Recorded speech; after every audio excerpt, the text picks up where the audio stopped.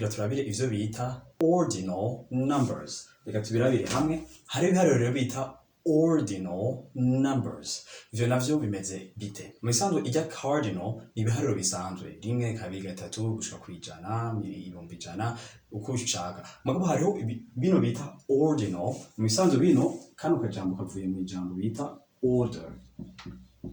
Order bisigura urutonde. Bino n'ibiharuro bidufasha kwerekana ikintu caje ubwa mbere, ubwa kabiri, ubwa gatatu. Nk'akarorero tuvuge muri abanyeshure, hama mwishure murazi yuko barabahamagara cyangwa barabahereza bulletin bivanye nuko mwabaye ba mbere cyangwa bakabiri bivanye n'amanota mwaronse.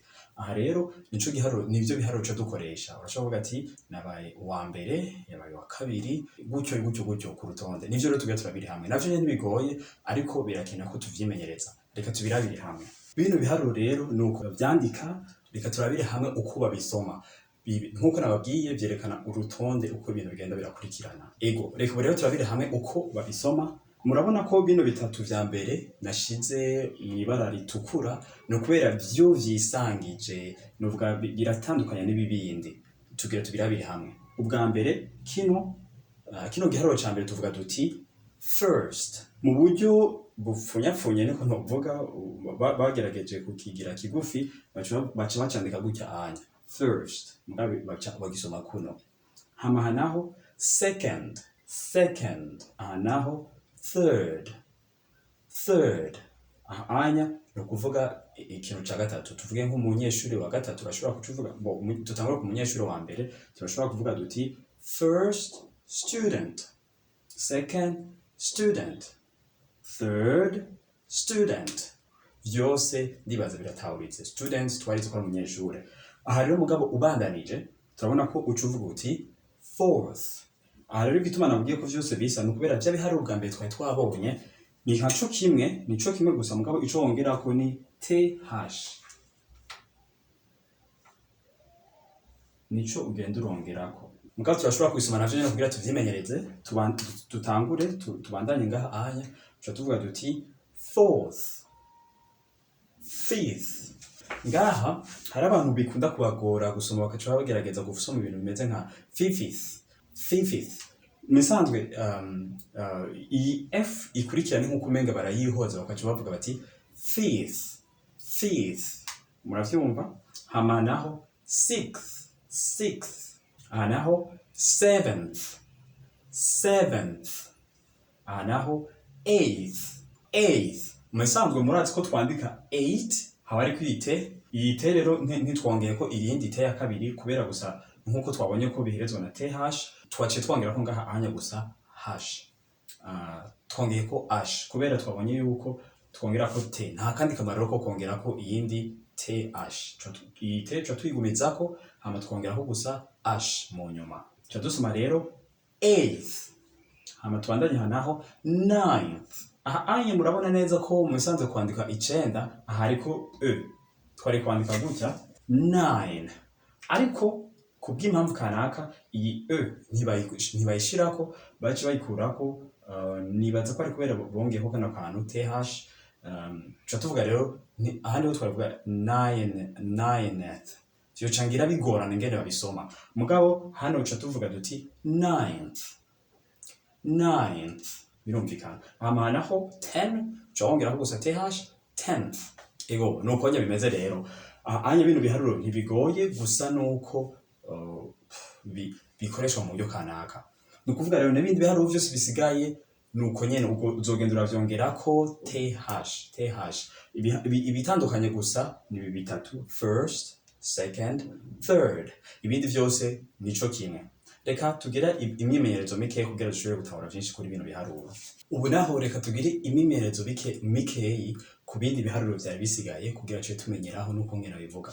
Raba hano kuri 12 nico giharuro gisanzwe. Mugabo ngaha anya tugishize muri bwa buryo bwo nkuko nababwiye ordinal numbers kirahinduka gatoya. Musanzwe turazi ko twandika 12. Anya hari kuja v mugabo ubunya cyo tubona yuko iyi v yacihinduka kuno, yacihinduka f. Ninka kwa kundi mu bisanzwe kwa 5 ntitwabaye tukigira 5 nka kuno, ariko twaciye iyi nyaciye ihinduka iciba kuno f, cyo twongerako th. Nico kimwe rero no ngaha kuri 12.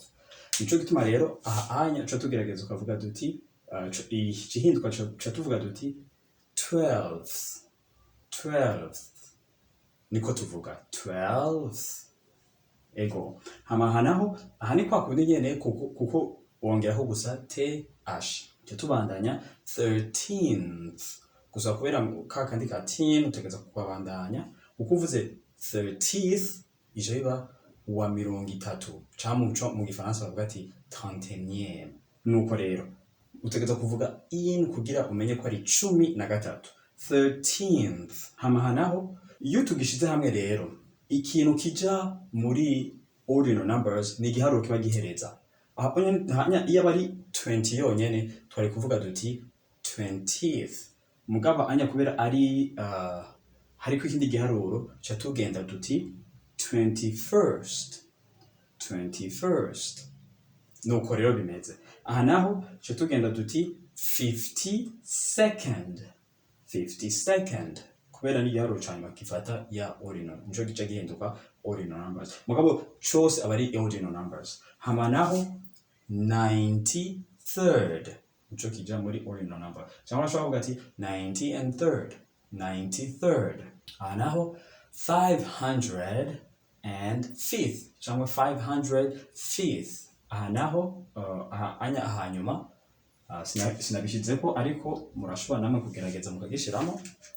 Hano tuvuga duti 1007th.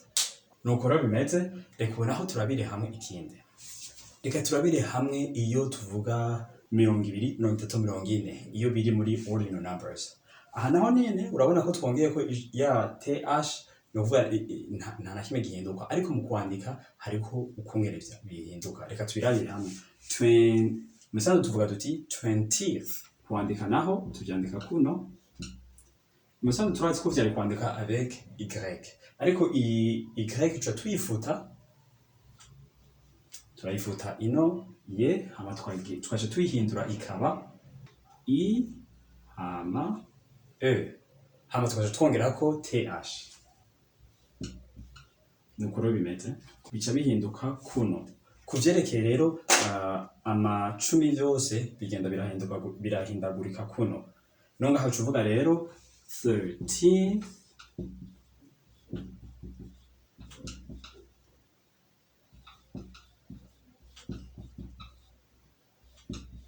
nonga rero kuri 30 cuvuga ati 30th 40th. Nuko rero bimeze. Ndizera cyane ko mwize ibitari bike hano kandi ndizera ko wabaye n'umwanya wo kwimenyereza. Reka rero tuzobandanye ikindi gihe, ndizera ko tuzobandanya twiga byinshi, ariko gushika aho tuzohurira ikindi gihe ndifuza ko mubandanya mwimenyereza ibiharuro, cyangwa niba hari ico mutatumokewe murashobora kumbaza mu kwandika aho munsi aho byagenewe kugira ndabishure, kandi hariho n'abandi bashobora kubafasha.